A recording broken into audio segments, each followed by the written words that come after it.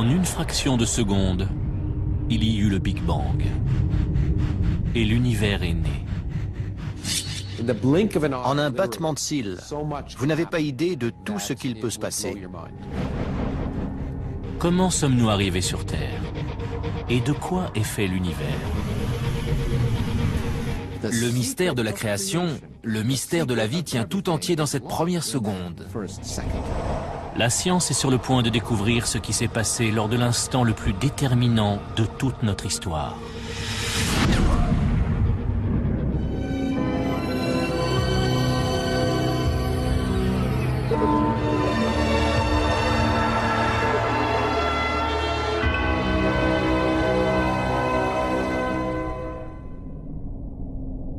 Au commencement, il n'y a rien.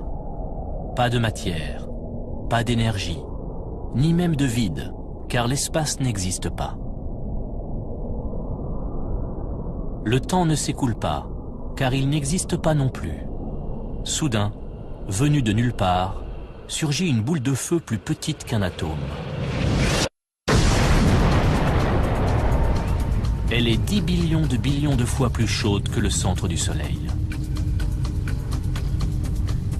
C'est l'explosion de ce point, plusieurs millions de fois plus petit qu'une tête d'épingle, qui va engendrer l'univers.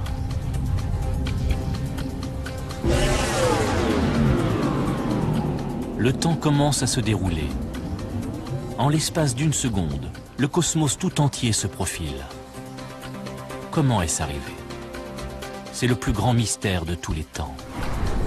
Le professeur Lawrence Krauss a consacré toute sa carrière à étudier cette première seconde qui a suivi le Big Bang. Pour bien comprendre notre place dans l'univers, il nous faut revenir au tout début et à comment tout ça s'est formé.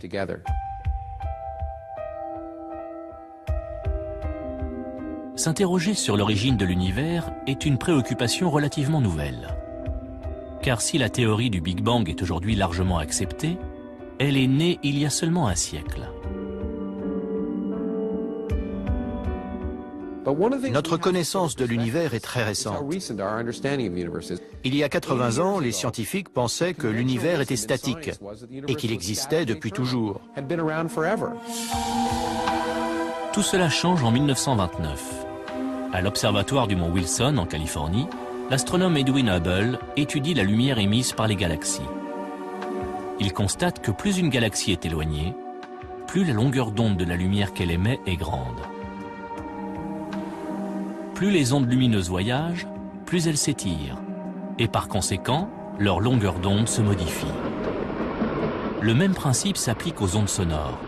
Plus un train approche, plus son sifflet paraît aigu.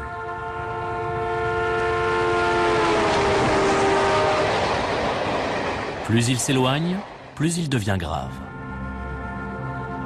Plus le train est loin, plus la distance parcourue par les ondes sonores pour atteindre notre oreille augmente. Les ondes sonores s'étirent, ce qui donne un son plus grave.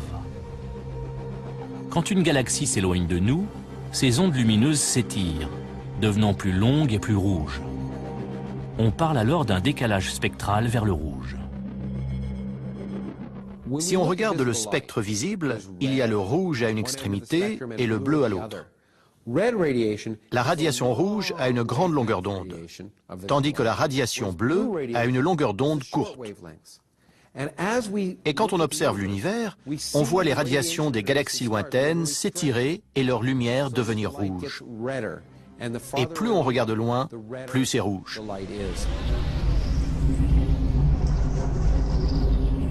Les galaxies qui nous entourent présentent ce décalage spectral. Si on regarde un peu partout les galaxies lointaines, elles s'éloignent toutes de nous. Presque toutes les galaxies s'éloignent à la vitesse d'1,6 million de kilomètres à l'heure. Or, si ces galaxies s'éloignent les unes des autres, il y a forcément eu un moment où elles étaient regroupées. L'univers se dilate à partir d'un point unique. C'est la première preuve que l'univers a eu un commencement. Les découvertes d'Edwin Hubble vont donner naissance à un concept révolutionnaire, la théorie du Big Bang. Les scientifiques pensent qu'au cours de la première seconde qui a suivi le Big Bang, les éléments de base de toutes les étoiles ont été créés. Pour prouver cette théorie, il faut mesurer le temps différemment. On parle de fractions de temps, plus petites que dans n'importe quel autre domaine. Plus petites que pour mesurer la vitesse d'une voiture de course ou d'un sprinter. Et nous avons découvert qu'il peut se passer bien plus de choses en une fraction de seconde, en un battement de cils, que vous ne pouvez l'imaginer. C'est ahurissant. Les heures, les minutes et les secondes sont les unités de temps qui règlent notre vie moderne. Mais les événements qui ont suivi le Big Bang se sont déroulés sur des durées bien plus courtes qu'une seconde. Pour analyser ce qui s'est passé, les scientifiques ont instauré une nouvelle unité, le temps de Planck. Un temps de Planck est égal à 10 puissance moins 43 secondes, c'est-à-dire un 0 suivi d'une virgule, puis 42 zéros et le chiffre 1. Difficile à appréhender. Pourtant, dans ce premier temps de Planck, il va se passer quelque chose qui va déterminer les 13,7 milliards d'années suivantes.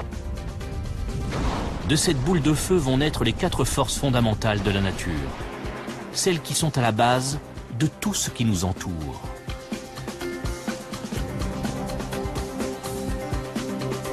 La gravité est à l'origine de la formation des étoiles et des planètes.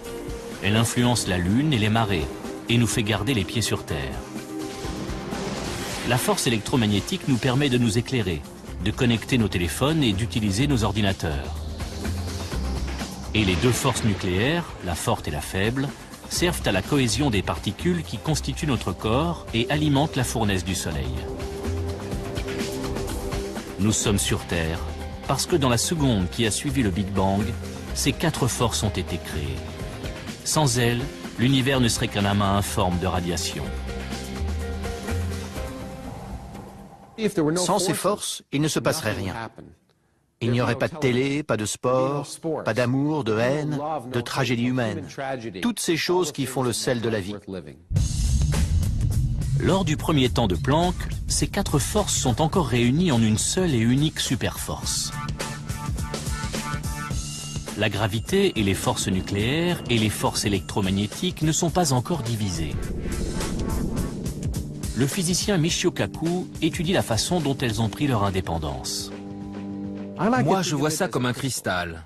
Un superbe cristal symétrique dans lequel toutes les forces sont réunies dans leur élégante simplicité au commencement des temps.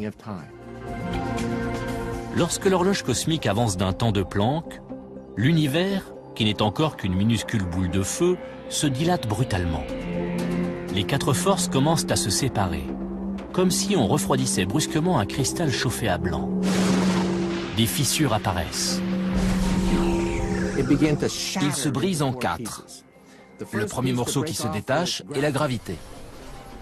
Ensuite, les forces nucléaires se séparent. Et finalement, la superforce se transforme en fragments de pierres précieuses. Ces 4 fragments sont toujours à l'œuvre. La gravité garde la Terre en orbite. Les 2 forces nucléaires font briller le Soleil. Et le rayonnement électromagnétique donne la lumière qui baigne notre planète.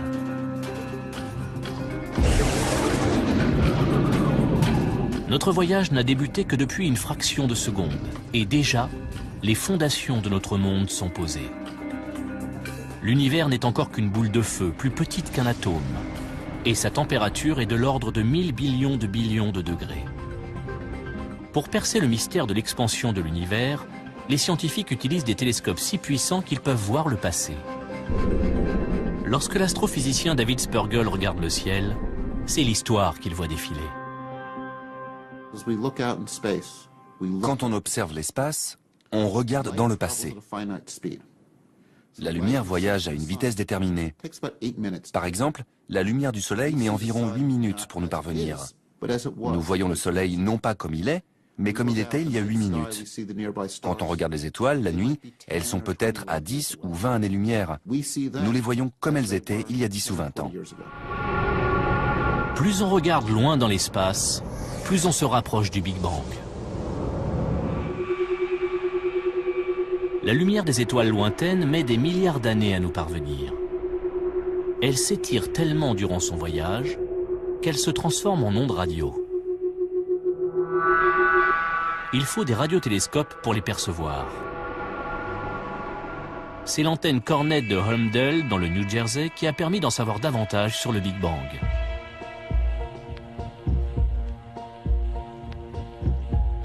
Dans les années 60, dans les laboratoires de la compagnie de téléphone Bell, Arno Penzias et Robert Wilson mesurent les ondes radio émises par des nuages de gaz dans la Voie lactée.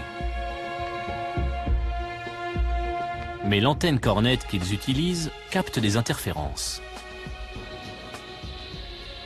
Voici ce qu'ils entendent. Et ça vient de toutes les directions. Partout où ils regardaient, ils entendaient ce même bruit de fond. Ça n'était pas logique. Ils ont d'abord cru à un défaut de l'antenne. Ils l'ont nettoyée, enlevé les fientes de pigeons qui pouvaient créer des interférences. Ils ont recalibré l'antenne, ils ont tout vérifié minutieusement. Mais le bruit de fond est toujours perceptible. Penzias et Wilson décident de se concentrer sur sa provenance. Ils ont découvert que ce rayonnement ne provenait pas de la Terre, ni de notre galaxie. Ça venait de l'espace lointain, c'était partout. Le rayonnement que perçoit leur antenne est plus ancien et plus lointain que tout ce qui a été capté jusqu'alors. Par un heureux hasard, ils rencontrent des scientifiques de l'université de Princeton qui sont à la recherche des traces du Big Bang. Ils comprennent alors que ce qu'ils entendent est un écho venu de la nuit des temps.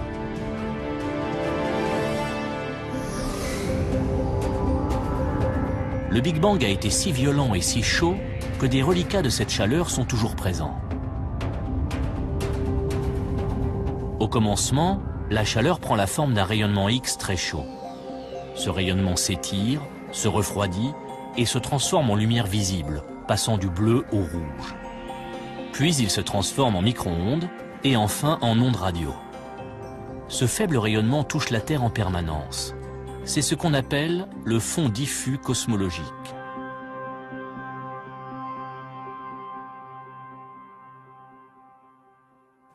Le fond diffus cosmologique est l'écho de la création, les braises, les dernières lueurs de l'onde de choc originelle qui a donné naissance à l'univers.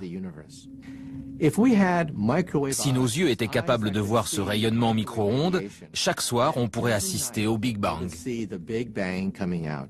En regardant le ciel, on pourrait voir une explosion. 13,7 milliards d'années plus tard, il existe un moyen de voir ce rayonnement cosmique à l'œil nu.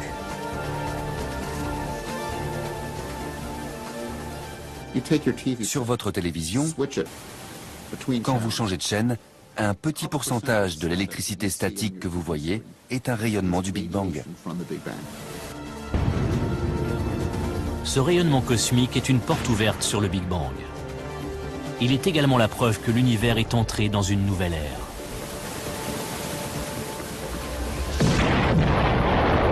Moins d'un billionième de seconde après le Big Bang, le rayonnement cosmique est la clé qui permet de découvrir ce qui se passe ensuite.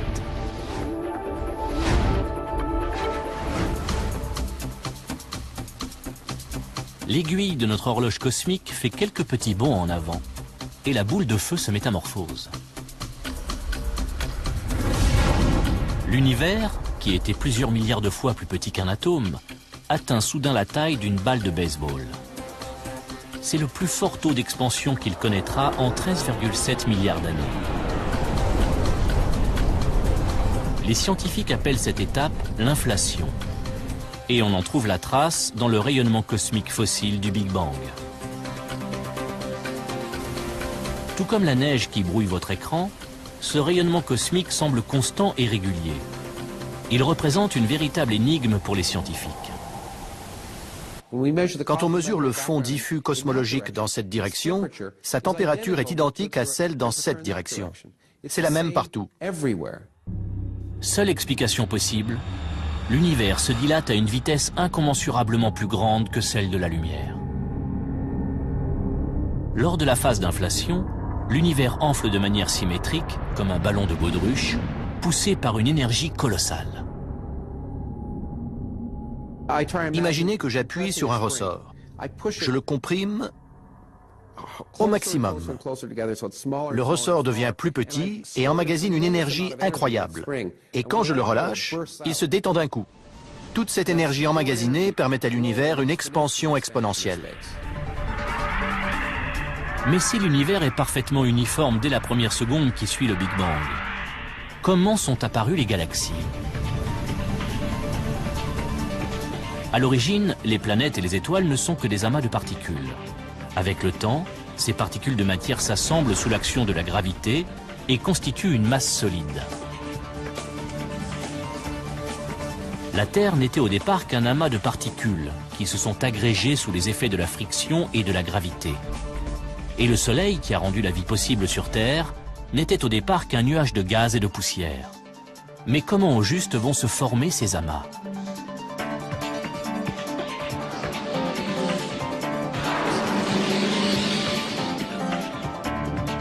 Pour tenter de comprendre la formation des étoiles et des planètes, les scientifiques de la NASA, comme David Spergel, ont développé la sonde WMAP, un satellite chargé de mesurer précisément les fluctuations de température du rayonnement cosmologique. Ce rayonnement est omniprésent, mais il est très diffus. Et pour l'observer en détail dans le ciel, il faut s'éloigner de la Terre et de toute interférence. 7, mise à feu, les signaux sont au vert. 5, La NASA lance la sonde en 2001, allumage des moteurs. Et décollage de Delta 2 et de la sonde WMAP, partie explorer le passé et le futur de notre univers. dans l'espoir qu'elle fournisse un instantané précis de l'univers dans sa première seconde. Le lancement a été un grand moment, très intense. L'avoir décollée et constater qu'elle fonctionnait. La sonde est en orbite à 1,5 million de kilomètres de la Terre. Elle est tellement sensible qu'elle peut mesurer la température du rayonnement cosmique à 1 millionième de degré près. Pendant 5 ans, WMAP va analyser le ciel dans ses moindres détails. Elle est en orbite, avec la Terre et le Soleil derrière elle, dirigés vers l'espace. Le satellite tourne très rapidement. La sonde couvre un tiers de la voûte céleste toutes les heures et dresse une cartographie du rayonnement fossile. La sonde suit la Terre dans son orbite autour du Soleil et enregistre les températures de la voûte céleste. Elle génère ensuite des cartes détaillées comme celle-ci. On y observe un phénomène étonnant. Les taches rouges et bleues dans la voûte céleste représentent de minuscules variations de température. Les petites zones bleues sont des zones où il fait quelques dizaines de millièmes de degrés plus froid. Et dans les zones rouges, il fait un peu plus chaud. On constate donc de minuscules variations de température dans le ciel. La sonde nous montre l'univers tel qu'il était il y a plus de 13 milliards d'années. L'univers continue de se dilater. Et ces minuscules variations vont se transformer en amas de particules qui vont grandir sous l'effet de la gravité et devenir suffisamment denses pour donner naissance à des étoiles et des galaxies. C'est le rêve de tous ceux qui embrassent une carrière scientifique. Voir des choses que personne n'avait jamais vues. Apprendre des choses passionnantes sur des questions fondamentales comme de quoi est fait l'univers? Que s'est-il passé au tout début? Voici une carte de l'univers dans la seconde qui a suivi le Big Bang. L'ébauche du cosmos que nous connaissons aujourd'hui. Lorsque les images du fond diffus cosmologique sont arrivées, la presse a titré « Le visage de Dieu ». Soyons réalistes, ce n'est pas le visage de Dieu, c'est en fait la photo d'un bébé, d'un univers balbutiant. Et donc la découverte du fond diffus cosmologique est vraiment l'une des découvertes scientifiques les plus importantes de tous les temps.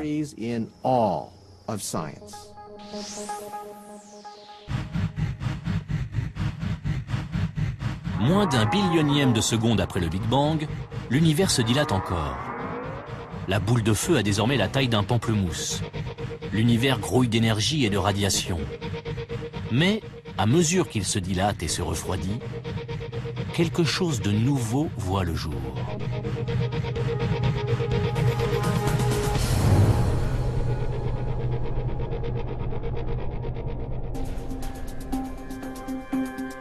peine une fraction de seconde après le Big Bang, le destin du cosmos semble déjà tout tracé.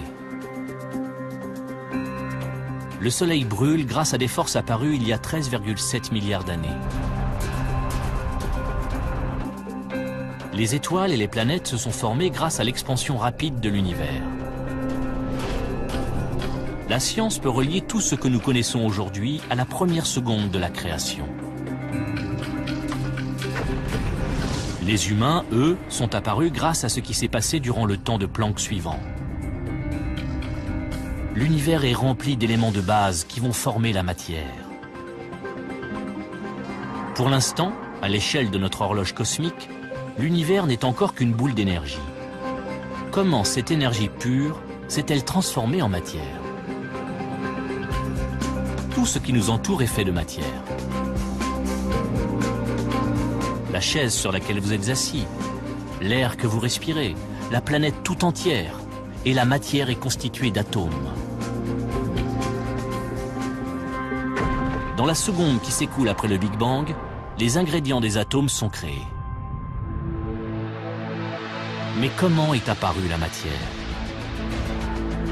La question est longtemps restée sans réponse, jusqu'en 1905, année où Albert Einstein formule sa fameuse équation E égale mc2. L'équation d'Einstein signifie que l'énergie E et la masse m sont deux formes différentes de la même chose. La matière et l'énergie sont interchangeables. Cette équation a par la suite été utilisée pour créer l'arme la plus dévastatrice de l'histoire, la bombe atomique. Celle-ci nous a donné un indice sur ce qui s'est passé lors de cette première seconde. Lors d'une explosion atomique, des particules de matière éclatent et libèrent une énergie phénoménale. Lors du Big Bang, c'est exactement l'inverse qui se produit. Une quantité énorme d'énergie se transforme en matière. Grâce à l'équation d'Einstein, on peut donc tirer la conclusion suivante. À mesure que l'univers se dilate et se refroidit, l'énergie pure du Big Bang se transforme en particules de matière. Matière dont nous sommes constitués. Notre odyssée n'a commencé que depuis quelques fractions de secondes. Les premières particules de matière apparaissent. L'univers est 1 million de fois plus brûlant que le centre du Soleil. Encore bien trop chaud pour que ces particules fusionnent. Les scientifiques se retrouvent aujourd'hui face à une énigme. À quoi ressemblait ce premier état de la matière? Et comment s'est-elle transformée en protons et neutrons qui forment tous les atomes de l'univers? Ça ne pouvait pas être des atomes. C'est comme si on mettait un glaçon dans un sauna, il fondrait immédiatement. On ne peut pas avoir de glaçon dans un sauna. Voici la démonstration en images.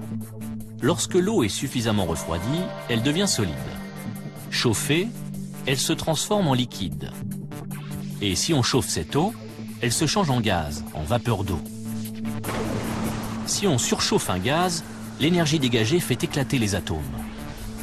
Dans la première seconde, l'univers est tellement chaud que seuls les éléments de base des atomes peuvent y survivre.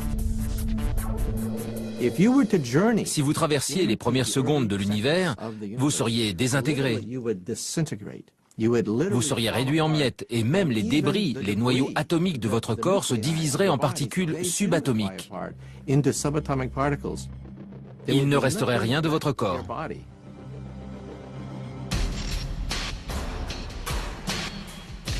Il n'y a qu'un seul moyen de voir à quoi ressemblaient ces particules élémentaires de matière dans la seconde qui a suivi le Big Bang. Il suffit de recréer les conditions du Big Bang.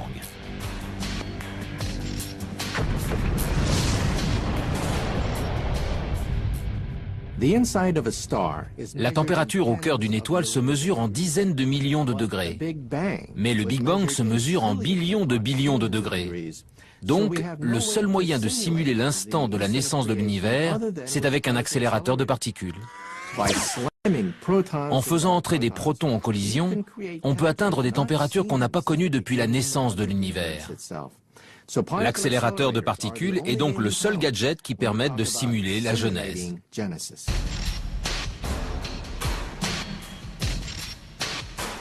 Voici le laboratoire national de Brookhaven, à Long Island. C'est là que se trouve le collisionneur d'ions lourds relativistes, ou RIC, un anneau de 3,8 km destiné à accélérer pratiquement à la vitesse de la lumière des noyaux lourds de cuivre ou d'or. Dans un accélérateur de particules, on fait entrer en collision des particules subatomiques, ce qui provoque une gigantesque pluie de débris. Et justement, nous voulons comprendre ce qui se passe à l'intérieur de cette collision. La collision dégage une énergie colossale. À moindre échelle, elle reproduit la naissance de l'univers dans la première seconde. Comment? En arrachant aux noyaux atomiques les protons et les neutrons dont ils sont constitués. Cette énergie est même suffisante pour faire exploser les neutrons et les protons. Cela libère les constituants élémentaires de la matière, de minuscules particules appelées quarks. Mais ils sont tellement petits et se déplacent tellement vite qu'ils sont difficiles à observer. Si les scientifiques arrivent à comprendre comment se comportent les quarks, ils résoudront le mystère de la matière. Leur découverte pourrait révolutionner la médecine et relancer le programme spatial. Le projet RIC est initié en l'an 2000. La collision de noyaux provoquant une explosion désordonnée de particules, les experts savent qu'il faudra attendre 5 ans avant que le RIC ne donne ses premiers résultats. Quand en 2005 les premières données tombent, c'est l'étonnement général. On s'attendait à découvrir un gaz en faisant entrer en collision des atomes d'or. Et on a été très surpris de découvrir qu'il ne s'agissait pas du tout d'un gaz. Ça ressemblait plus à un liquide. On a été vraiment surpris. Maintenant, si on veut envisager la naissance de l'univers, il va falloir oublier cette idée d'un gaz de particules subatomiques. Aujourd'hui, on sait que c'est plus comme un liquide, comme une soupe. Lorsque la matière apparaît pour la première fois dans l'univers, les quarks sont tellement denses et chargés d'énergie que l'univers entier ressemble à un liquide. L'univers est passé d'une boule de feu à une soupe de quarks en un clin d'œil. Un liquide chaud, dense et mouvementé. Il grouille de minuscules particules en constante interaction. Tandis que notre horloge cosmique affiche le millionième de seconde, l'univers continue de se dilater et de se refroidir. Il passe de la taille d'un pamplemousse à celle de notre système solaire.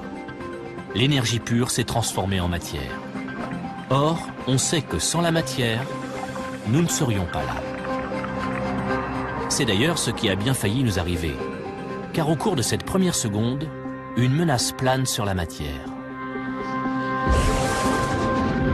Une guerre terrible se prépare.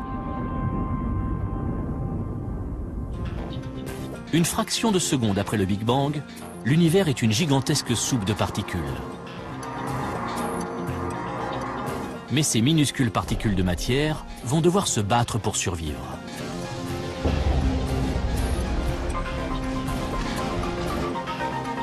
Tout ce qui nous entoure contient de la matière formée grâce à l'énergie libérée par le Big Bang. Chaque molécule, chaque atome, chaque quark. Comment en sommes-nous arrivés à un univers constitué d'autant de matière? Voilà l'une des plus grandes questions de la science. Là encore, l'accélérateur de particules peut nous donner la réponse. Lorsque l'on recrée la première seconde du Big Bang, 2 types de matière voient le jour à parts égales. La première est la matière qui nous entoure, l'autre est son opposé, l'antimatière. Tara Shears, qui étudie la physique des particules, nous explique qu'il s'agit des 2 faces de la même pièce. Cette pomme est constituée de matière. Nous savons que chaque particule de matière dans l'univers est associée à une particule d'antimatière créée lors du Big Bang. L'antimatière est presque identique à la matière, mais pas tout à fait. En fait, on dirait le reflet de la matière. Donc une antipomme ressemble à ça. Si l'univers était constitué d'antimatière, il ressemblerait à l'univers que nous connaissons. Vous et moi serions faits d'antimatière. Des anti-amoureux seraient assis dans des anti-voitures à regarder une anti-lune et à échanger des anti-baisers. Ce serait pareil en gros. Mais la matière et l'antimatière sont des ennemis jurés. Elles ne peuvent pas cohabiter. Lorsqu'une particule de matière rencontre une particule d'antimatière du même type, elles s'annulent. Elles explosent ensemble, elles se détruisent l'une l'autre. Toute l'énergie qu'elles libèrent provoque une gigantesque explosion d'une puissance incroyable. Quelques fractions de secondes après le Big Bang, l'avenir de l'univers est déjà en danger.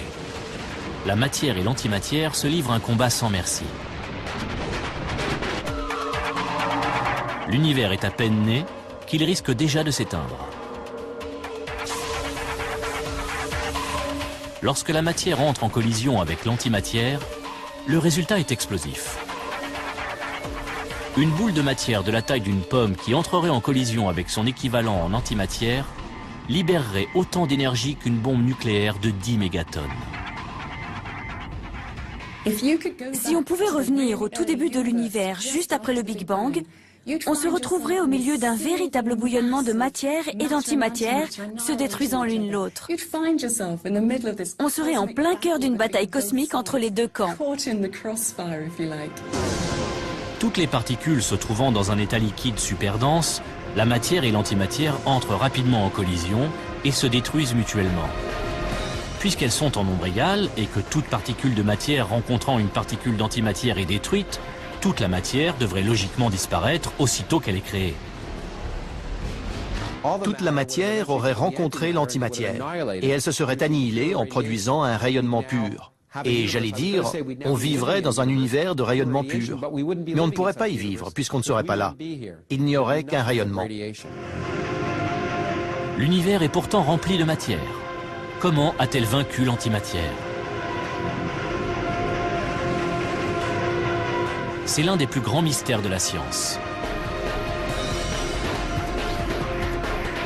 D'après une théorie, l'antimatière serait moins stable et se désintégrerait plus rapidement, créant un léger déséquilibre entre matière et antimatière, ce qui expliquerait la victoire de la matière. Quoi qu'il en soit, il s'est passé quelque chose juste après le Big Bang qui a fait pencher la balance en faveur de la matière.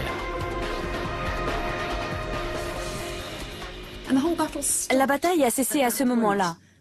Et il ne restait plus qu'une toute petite quantité de matière, et c'est cette petite quantité de matière qui constitue l'univers dans lequel nous vivons aujourd'hui. Ce qui veut dire que nous sommes les débris de cette guerre, le résidu, ce qui reste quand tout est fini. Ce sont ces résidus qui vont former tout ce qui nous entoure, de la Terre que nous foulons jusqu'aux galaxies les plus lointaines.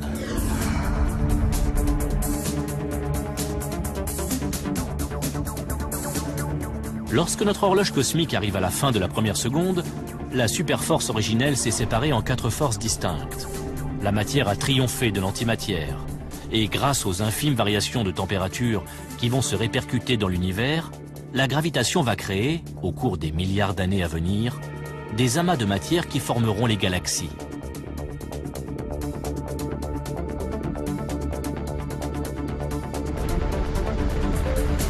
Mais un mystère reste à éclaircir, et pas des moindres. Nous savons comment les constituants de la matière se sont formés, mais nous ignorons ce qui donne sa substance à tout ce qui nous entoure. Nous avons progressé, mais il manque une pièce du puzzle. Qu'est-ce qui confère à chaque chose sa masse dans l'univers? La masse d'un corps est ce qui le rend difficile à déplacer ou arrêter. Lorsque nous sommes attirés vers le sol, c'est la gravité qui agit sur notre masse. Sur la Lune, la gravité est moins importante et les astronautes s'y déplacent plus lentement. Mais leur masse reste la même que sur Terre. Même un objet qui ne pèse rien a une masse. Lors de cette première seconde, quelque chose a conféré une masse aux particules. Mais les scientifiques ignorent encore quoi. Il y a un trou, une pièce manquante, la pièce centrale de ce puzzle. Que s'est-il passé au cours de cette première seconde? Si on le découvre, on pourra connaître les pensées de Dieu, comme disait Albert Einstein. La masse est le cœur même de la vie. Sans la masse, l'univers serait constitué uniquement de rayonnement.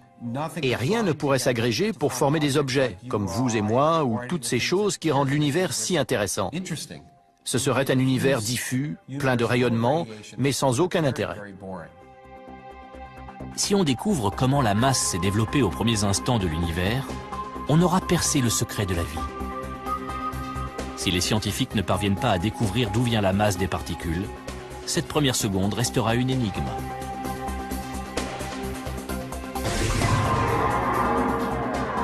Notre périple est presque terminé. Et pourtant, il nous manque toujours une information cruciale. Cette question a intrigué les scientifiques pendant des décennies. Puis, en 1964, à l'université d'Édimbourg, le physicien Peter Higgs a proposé une théorie révolutionnaire. Selon Higgs, un champ de force invisible aurait balayé l'univers dans ses premiers instants, conférant une masse aux particules. C'est ce qu'on appelle le champ de Higgs. Lorsque les particules entrent en contact avec ce champ, elles acquièrent une masse. Imaginons que je suis en voiture et que je tombe en panne d'essence. Si je la pousse, je vais réussir à la faire avancer. Mais si elle roule dans de la boue, elle va me sembler plus lourde. Je ne vais plus y arriver. Eh bien, on pense que c'est un peu pour les mêmes raisons que les particules ont une masse. Il y a ce qu'on appelle le champ de Higgs, et les particules interagissent plus ou moins avec ce champ. Les particules qui interagissent le moins sont plus faciles à pousser et se comportent donc comme si elles étaient plus légères. Les particules qui interagissent le plus sont difficiles à déplacer et se comportent comme si elles étaient plus lourdes. Comme la boue, le champ de Higgs colle à tout ce qu'il touche. Lorsque des particules pénètrent dans le champ, elles acquièrent une masse. Plus elles interagissent avec le champ, plus leur masse est importante. Les scientifiques pensent que le champ de Higgs a pour vecteur une particule spéciale. La presse l'a baptisée la particule de Dieu. Les scientifiques l'appellent le boson de Higgs. L'identification de cette particule pourrait nous aider à comprendre le mystère de la création. La théorie tient la route, mais aucun accélérateur de particules n'a jamais été assez puissant pour trouver le boson de Higgs. Jusqu'à aujourd'hui.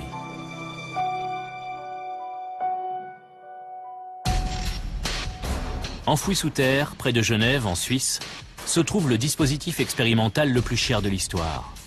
Le Grand Collisionneur de Hadron, ou LHC.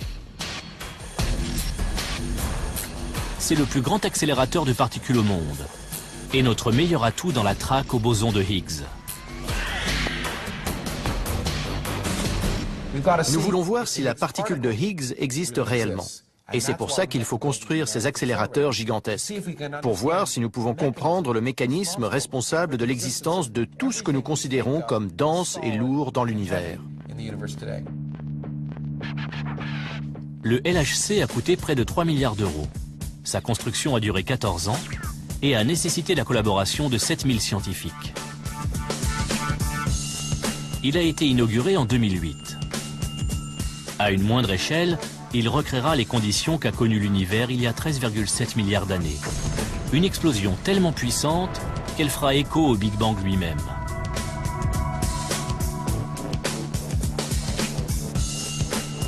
Si ça marche, les scientifiques comme David Evans pourront résoudre le dernier mystère de la matière.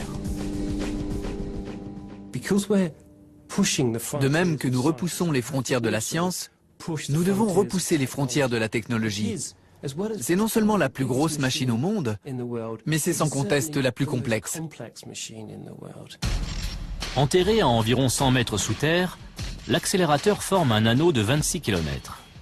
À l'intérieur, 2 faisceaux de protons plus fins qu'un cheveu pourront être accélérés à une vitesse proche de celle de la lumière, plus de 299 000 km à la seconde.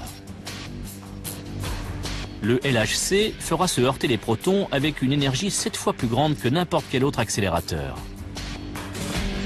300 billions de protons, répartis en 2 faisceaux cheminant en sens inverse, parcourront l'anneau et se percuteront au centre d'énormes détecteurs. Lawrence Krauss part inspecter l'un de ces détecteurs, de la taille d'un immeuble de 5 étages. Je me trouve dans ce qui a été décrit comme l'une des cathédrales gothiques du XXIe siècle. Ces structures gigantesques sont faites de milliers de tonnes d'acier, plus que la quantité de fer dans la tour Eiffel, et contiennent des dizaines de milliers de valves et de fils. Tout ça a été conçu par des milliers de physiciens de plusieurs centaines de nationalités et parlant des dizaines de langues différentes, au centième de millimètre près. Tout ça pour découvrir ce qui se passe là-dedans. Le long de l'anneau du LHC sont répartis 4 détecteurs géants. Celui dans lequel on espère observer le boson de Higgs est baptisé Atlas. Atlas fait la moitié de la taille d'un terrain de football et pèse aussi lourd qu'un sous-marin nucléaire. Il peut détecter 1000 milliards de collisions à la seconde. Lors d'une collision de protons, le choc sera tellement violent qu'il recréera en une fraction de seconde la matière, telle qu'elle était juste après le Big Bang. Une averse de particules fondamentales, comme les quarks. Dans les débris de cette explosion, les scientifiques espèrent trouver le mystérieux boson de Higgs.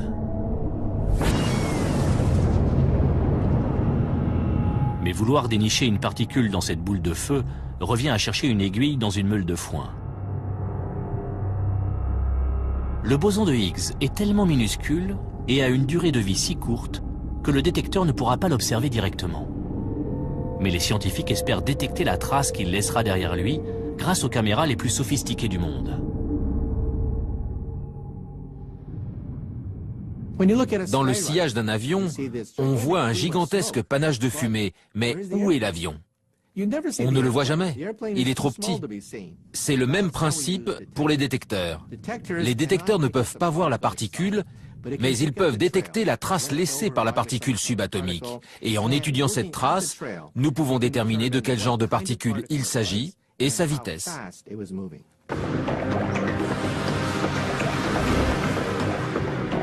Le LHC va produire plus de données que n'importe quel autre instrument sur la planète. En une seule seconde, la quantité de données qui sera générée par les collisions et recueillie par les détecteurs sera plus grande que la quantité d'informations contenues dans toutes les bibliothèques du monde entier. Nous allons obtenir quelque chose comme 15 millions de gigaoctets de données chaque année. Si on devait mettre ces données sur des CD, on produirait chaque année une pile de CD d'environ 15 km de haut. Ces données nous livreront peut-être le secret de la masse, la pièce manquante du puzzle, et nous ouvriront la porte vers la science du futur. Afin de traiter toutes ces informations, LHC utilise le plus grand réseau de superordinateurs du monde. Cela n'empêchera pas les recherches de prendre plusieurs années. Mais l'attente en vaut la peine.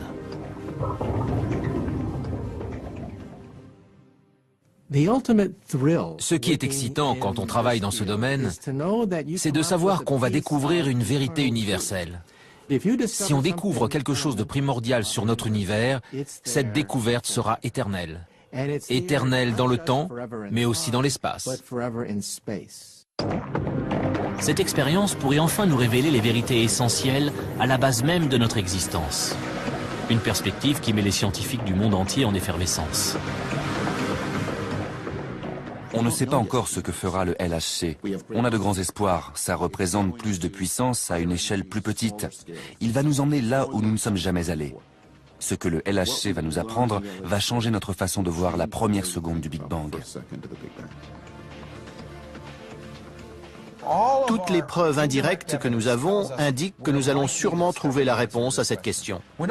Ce n'est pas garanti, mais pour la première fois, nous sentons que nous sommes sur le point de faire cette découverte fondamentale.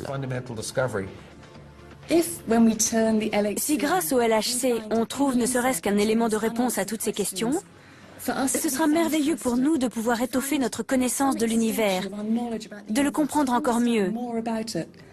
C'est le rêve de tout physicien. Dans la salle de contrôle du LHC, l'expérience la plus importante de l'histoire de la science va bientôt commencer.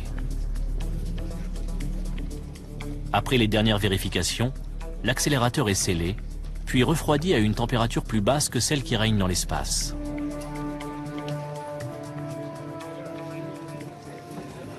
Le LHC a été conçu, il a été construit, Et aujourd'hui, nous faisons les derniers tests avant de le mettre en route.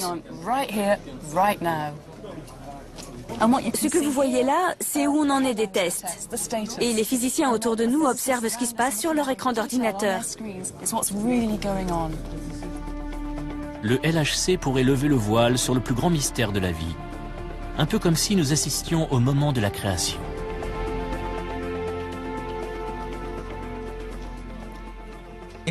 Si on observe le boson de Higgs, ce sera une découverte remarquable, car nous pourrons enfin répondre à cette question fondamentale: pourquoi sommes-nous là et pourquoi les particules ont-elles une masse?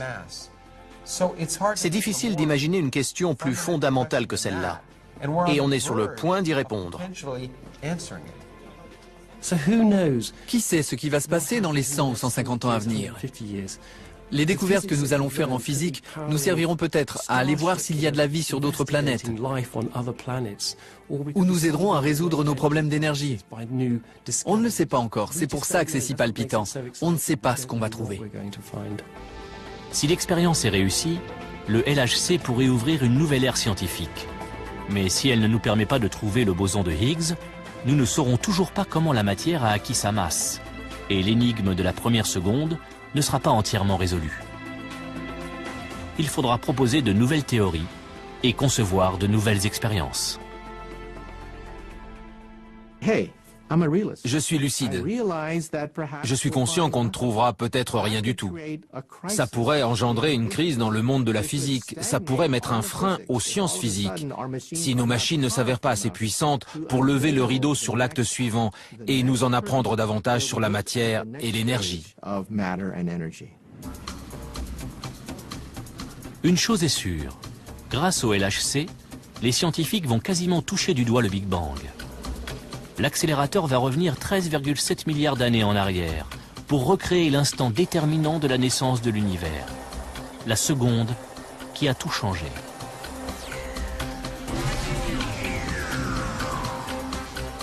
L'aiguille de notre horloge cosmique avance d'un temps de Planck supplémentaire. L'univers est maintenant vieux d'une seconde. Il fait environ 1000 fois la taille de notre système solaire et grouille de particules de matière.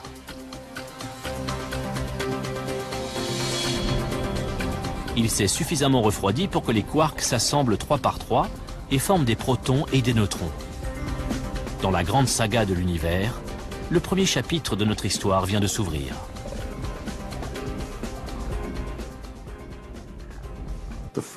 La première seconde de l'univers est un instant incroyablement important. C'est dans ce bref intervalle que toute la matière de l'univers a été créée, que tous les neutrons et les protons se sont formés.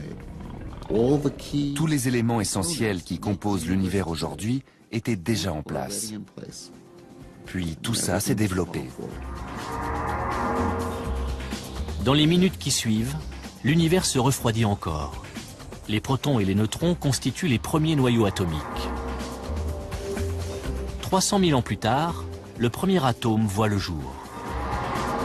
Puis, au cours des 200 millions d'années qui suivent, les étoiles se forment. Et 1 milliard d'années plus tard, les galaxies, comme la Voie lactée, apparaissent. Plus de 9 milliards d'années après le Big Bang, la Terre se forme. Un Big Bang, une seule seconde, la genèse de notre univers.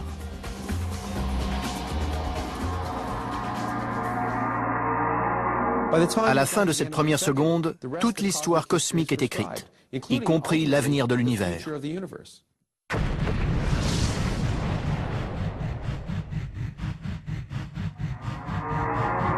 Environ 13 695 millions d'années après le Big Bang, l'homme apparaît sur Terre.